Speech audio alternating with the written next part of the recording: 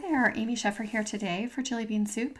Today I'm going to share how I used some simple masking to create this succulent border card. I'll be using the stamp set from the You Make Miso Happy collection and a whole bunch of green Distress Oxide inks. You can see I stamped out a little swatch card for reference while I put my stamped card together. The first thing I'm going to do is create my masks. When you're masking, you want to plan ahead which images you want to be in the front. Those are the ones that you'll stamp first, and then mask while you stamp the rest. For this card, I'm going to need 2 masks for this particular plant. Now I'm using masking paper, but you could use a Post-it note for this too. Anything with just a low tack stick on the back. I also like using a quick drying archival ink for the stamping part, just so that I don't smear the ink while I'm trimming. Once those masks are trimmed out and ready to go, I can start my stamping. Now I know that I want to mix a lot of shades of green to help disguise the fact that I'm really only using 3 plant images. I start with the 2 on the outside. I want to add 1 more of this particular plant image, so I place my mask down to protect the first one. I give that a few seconds to dry, and then I add the second mask.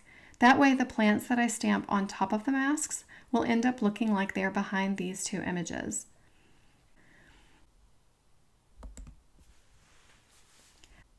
When I get close to the succulent on the far right, I'm going to need to move one of my masks. You can see that I almost forgot to do that. Now I've finished stamping the rest of the images and my border is complete. You'll see the magic in a minute when I remove those masks, but first I'm adding a few pops of yellow with this cute butterfly and a pair of hearts. Now it's time to remove those masks. So for a few minutes here, I debated leaving the border as you see it along the bottom of the card for a 1-layer card, but I decided to do something different instead. I trimmed that border down to a strip, and then I stamped another border, this time with the XOXO image in gray ink. I trimmed that border down and then adhere it behind this succulent border just so that the bottoms of those letters peek out a little bit. Obviously, I'm just using it here for pattern, not a readable sentiment.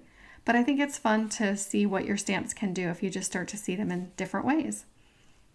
Next, I pick out a sweet sentiment from the You Make Me So Happy Peapod parts, and I adhere that to this strip.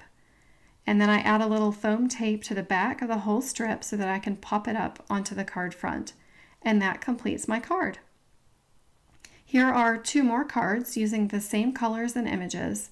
I used a tiny bit of masking for these cards too. I masked off the pots and added just a hint of horizon line shading to ground each of those images. That's it for me today. Thanks so much for watching.